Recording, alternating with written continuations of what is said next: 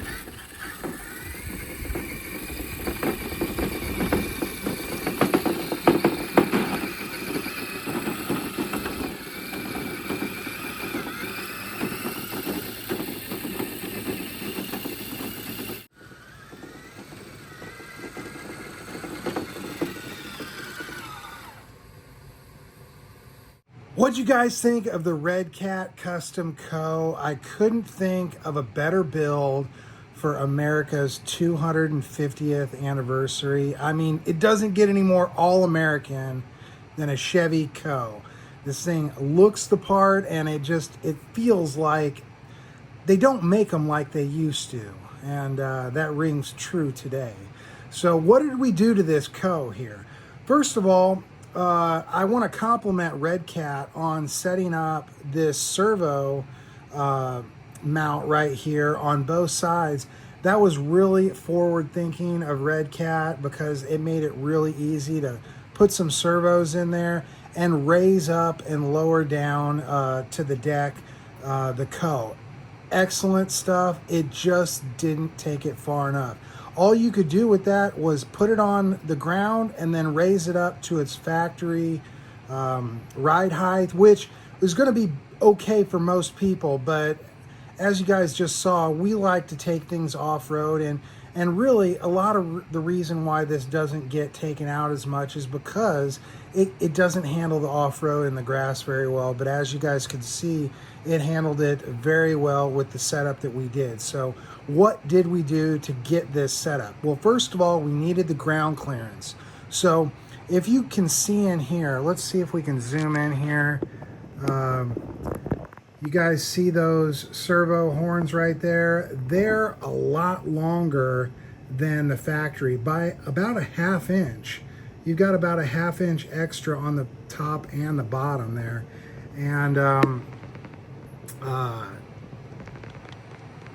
get us refocused here. So what do we do beyond that? What that allowed us to do was to get an 1.5 inch ground clearance, which is about an inch more than the factory allows for, even with this system, because it doesn't gain you any height. All it does is put you on the ground. Makes it look real cool for car shows and everything, but doesn't really do anything for function. Well, what I ended up doing was setting these up on 2 different servos, or 2 different channels rather, so I could control each side individually. Let me demonstrate. So let's kick this guy on, and our start button is right behind here. Okay, so this is what we did. I've got it on 2 progressive channels right up here, these 2 knobs. You guys have seen, I use this controller a lot, but you guys can see right here I have individual, we put it up about halfway, right about there. What we can do is we can send it up, take it down. We can even do shaking back and forth. I mean, the sky's the limit. You can kind of put on a show like you have hydraulics.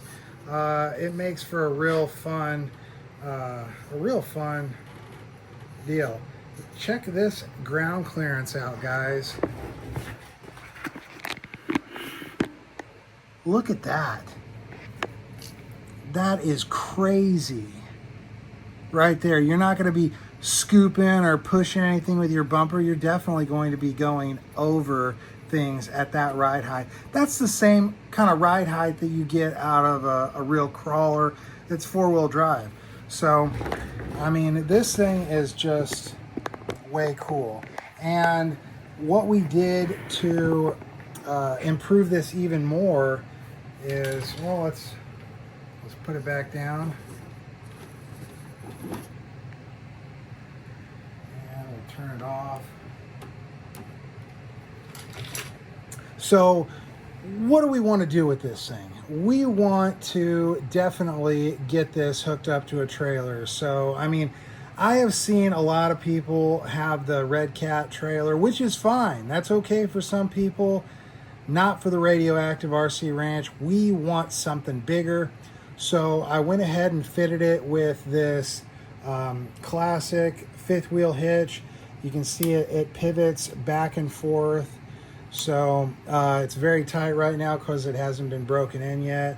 Really cool. We got a kingpin release right here. Everything very realistic.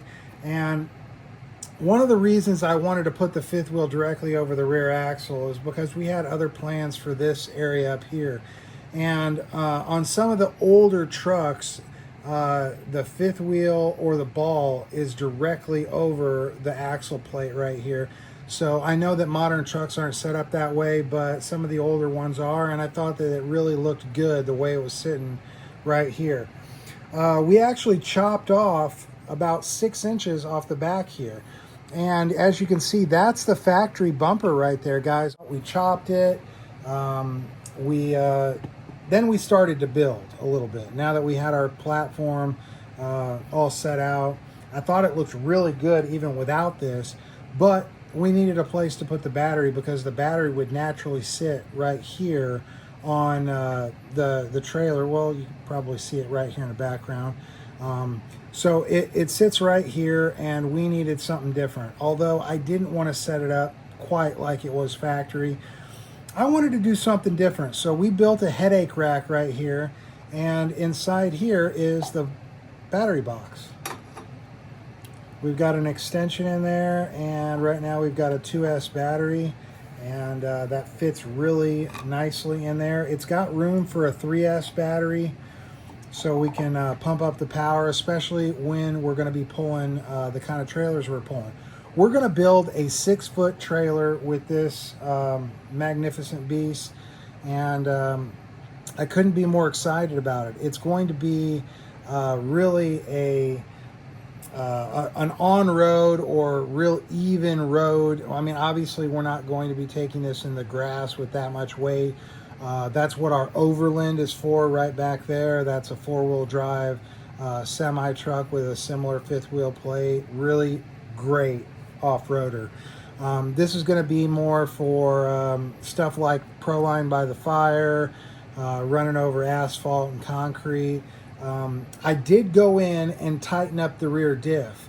The diff has 1 million weight fluid in there, and I also shimmed it so everything is super tight in there. It's not going to break or anything. What do you guys think of these gas tanks? We got one on each side. Super cool. I really like those. They kind of hide the servo a little bit and make it to where it's not as noticeable, more scale in my opinion. But what do you guys think of this? Did I hit it out of the park, or is there something more that needs to be done? Is there something that I didn't do? What do you guys think of this? And I mean, of course, we're going to build onto it. I'd like to see a smoke box. Really nice smokestacks from Redcat. It's perfect. The only thing I don't like doing is taking off this body. It's kind of a pain in the neck, which is why we did the battery box back here. And I'm very happy with how it turned out. Everything's supported, as you can see right there. It's supported there, and it's supported right down here. This whole apparatus can be taken off by a total of 6 screws, or 6 bolts. Really easy operation. But I am very happy with this, and I couldn't think of a better build for America's 250th anniversary, guys. Enjoy this weekend and be safe and have a great holiday, and we will see you Radioheads on the next one.